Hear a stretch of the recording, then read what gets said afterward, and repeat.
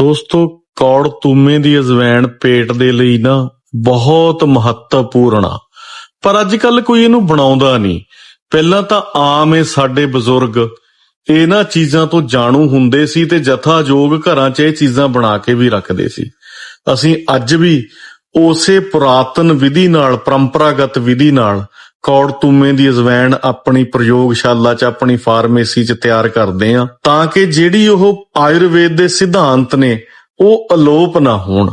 ਅਸੀਂ ਉਹਦੇ ਲਈ ਹਮੇਸ਼ਾ ਕਾਰਿਆਰਤ ਰਹਿੰਦੇ ਆ। ਦੋਸਤੋ, ਆ ਕੌੜ ਤੁੰਮੇ ਦੀ ਅਜਵੈਣ ਅਸੀਂ ਬਣਾ ਰਹੇ ਸੀਗੇ ਤੇ ਇਹਦੇ ਨਤੀਜੇ ਪੇਟ ਦੇ ਲਈ ਬਹੁਤ ਬਾਕਮਾਲ ਹੁੰਦੇ ਨੇ।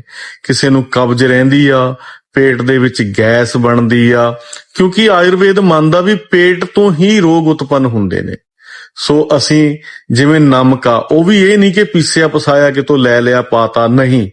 ਅਸੀਂ ਨਮਕ ਨੂੰ ਵੀ ਹੱਥੀਂ ਪੀਸਦੇ ਆ, ਕਾਲਾ ਨਮਕ, ਸੇਂਦਾ ਨਮਕ, ਹੋਰ ਜਿਹੜੀਆਂ ਵੀ ਔਸ਼ਧੀਆਂ ਇਹਦੇ 'ਚ ਪ੍ਰਯੋਗ ਹੁੰਦੀਆਂ ਨੇ ਉਹ ਅਸੀਂ ਤਕਰੀਬਨ ਆਪਣੇ ਹੱਥੀਂ ਉਹਨਾਂ ਨੂੰ ਕਰਕੇ ਪਾਉਨੇ ਆ ਇਹਦੇ ਵਿੱਚ।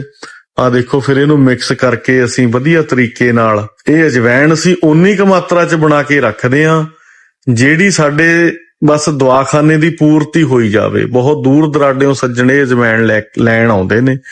ਤੁਹਾਨੂੰ ਵੀ ਕਿਸੇ ਨੂੰ ਜ਼ਰੂਰਤ ਹੋਵੇ ਤੁਸੀਂ ਲੈ ਸਕਦੇ ਹੋ, ਪਰ ਇਹਦੇ ਫਾਇਦੇ ਨੇ ਜਿਹੜੇ ਉਹ ਬਹੁਤ ਹੀ ਬਾਕਮਾਲ ਫਾਇਦੇ ਨੇ। ਆ ਹੁਣ ਅਸੀਂ ਇਹਦੇ ਤੇ ਤਰੀਕ ਪਾ ਕੇ ਉੱਪਰ ਇਹਨੂੰ ਬੰਨ੍ਹ ਕੇ ਰੱਖ ਦੇਣਾ। ਇਹ ਥੋੜੇ ਦਿਨਾਂ 'ਚ ਤਿਆਰ ਹੋਊਗੀ। ਉਹ ਤੋਂ ਬਾਅਦ ਕੱਢ ਕੇ ਅਸੀਂ ਇਹਦਾ ਪ੍ਰਯੋਗ ਕਰਾਂਗੇ, ਇਹਨੂੰ ਵਰਤਾਂਗੇ।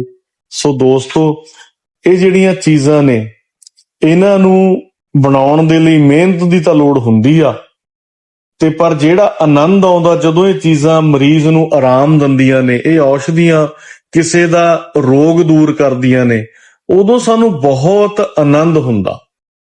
ਉਹ ਸ਼ਬਦ ਸੁਣਨ ਲਈ ਅਸੀਂ ਉਤਾਵਲੇ ਰਹਿੰਦੇ ਆ, ਜਿਹੜੇ ਅਸੀਸਾਂ ਭਰੇ ਸ਼ਬਦ ਮਰੀਜ਼ ਹਰ ਰੋਜ਼ ਸਾਡੇ ਦਵਾਖਾਨੇ ਤੇ ਸਾਨੂੰ ਲੱਖਾਂ ਹੀ ਆਸ਼ੀਰਵਾਦ ਦੇ ਕੇ ਜਾਂਦੇ ਨੇ। ਉਹ ਸਾਨੂੰ ਫਿਰ ਮਤਲਬ ਥੱਕਣ ਨਹੀਂ ਦਿੰਦੇ। ਉਹ ਸ਼ਬਦ ਉਹ ਸਾਨੂੰ ਕਹਿੰਦੇ ਨੇ ਵੀ ਹੋਰ ਮਿਹਨਤ ਕਰੀਏ, ਹੋਰ ਵਧੀਆ ਦਵਾਈਆਂ ਬਣਾਈਏ, ਤਾਂ ਕਿ ਵੱਧ ਤੋਂ ਵੱਧ ਆਰਾਮ ਲੋਕਾਂ ਨੂੰ ਆ ਸਕੇ।